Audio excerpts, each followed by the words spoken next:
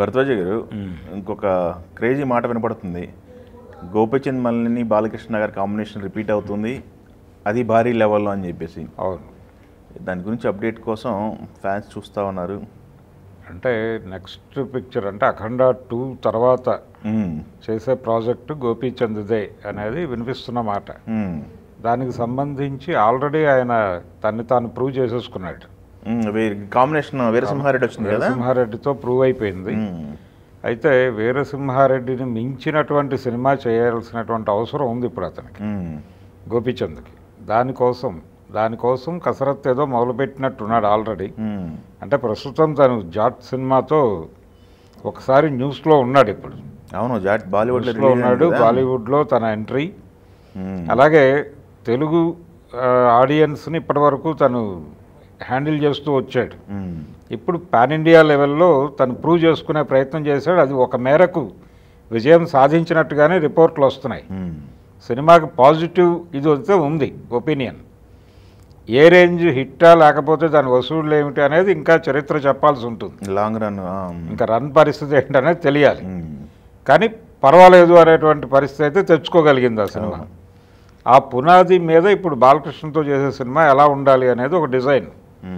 అలాగే మార్కెట్ పరంగా కూడా ఇప్పుడు అఖండ 2ని వాళ్ళు ఎలాగూ పాన్ ఇండియా అంటున్నారు. పాన్ ఇండియా మార్కెట్కి తీసుకెళ్ళకపోతే దాని మీద పెడుతున్నటువంటి బడ్జెట్ వర్కౌట్ అవ్వదు అనే మాట కూడా వినిపించింది.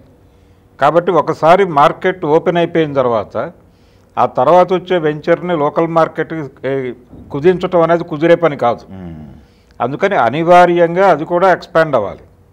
ఎలాగూ ఈ డైరెక్టర్కి ఒక ఆల్రెడీ ఈయన ముఖం పరిచయం అయిపోయింది అక్కడ జాట్ సినిమాతో. అవును, కాబట్టి ఈ అడ్వాంటేజ్ని వాడుకుంటూ బాలకృష్ణ సినిమాని డిజైన్ చేయాలి ఆయన. అందుకని ఆ కసరత్తు ఏదో జరుగుతున్నట్టుగా కనిపిస్తోంది. కాబట్టి అఖండ 2 తర్వాత గోపీచంద్ మల్లినేనితో చేసే బాలకృష్ణ ప్రాజెక్టు అది డెఫినెట్గా పాన్ ఇండియా ప్రాజెక్టే అవుతుంది. ఆ మేరకు రకరకాల పేర్లు, హీరోయిన్ పేర్లు కూడా వినిపిస్తున్నాయి. ఏ మేరకు లాక్ చేస్తారు, ఏం చేస్తారు అనేది చూడాలి. అంటే ప్రస్తుతానికి వినిపిస్తున్న పేరైతే మీనాక్షి చౌదరి. రీసెంట్గా భారీ హిట్ కొట్టింది. అదే ఆ హిట్లు ఇవన్నీ ఉండటంతో పాటు వింటేజ్ హీరోతో చేసినటువంటి ఒక ఎక్స్పీరియన్స్ ఉంది సంక్రాంతికి వస్తున్నాం సినిమాలో. అలా తన్ని తీసుకోవడం ద్వారా బాలకృష్ణతో మళ్ళీ ఒక ఎనర్జెటిక్ క్యారెక్టర్ ఏదో చేయించబోతున్నాడు ఈయన అనేది ఒక హోప్ అభిమానులకి మాత్రమే కాదు, ఆడియన్స్కి కూడా. ఇలా రకరకాలుగా అంచనాలు పెంచేటువంటి ఒక కాంబో ఇదైతే గోపీచంద్ మల్లినేని అలాగే బాలయ్య రిపీట్ అవ్వటం. ఈ రిపీట్ అవ్వటం ఇప్పుడు అఖండ 2 తర్వాత ఈ ప్రాజెక్ట్ అనగానే మళ్ళీ అంటే ఇప్పుడు సెకండ్ హ్యాట్రిక్ కోసం జనాలు ప్రిపేర్ అయి ఉన్నారు. ఆ సెకండ్ హ్యాట్రిక్ ఆల్రెడీ ఒక ఆరంభం దొరికింది. రెండో సినిమా అఖండ 2 కాన్ఫిడెన్స్గా ఉన్నారు అందరూ. ఇప్పుడు మూడో సినిమా కూడా ఒక కాన్ఫిడెన్స్ని ఇచ్చింది. అంటే సెకండ్ హ్యాట్రిక్ కూడా కన్ఫర్మ్ అయిపోయింది. కాబట్టి ఇప్పుడు బాలకృష్ణ గారికి సంబంధించిన అభిమానులు కావచ్చు, లేకపోతే ఆయన సినిమాలు చూసేటువంటి ఆడియన్స్ అందరూ కూడా ప్రిపేర్ అయిపోతున్నారు.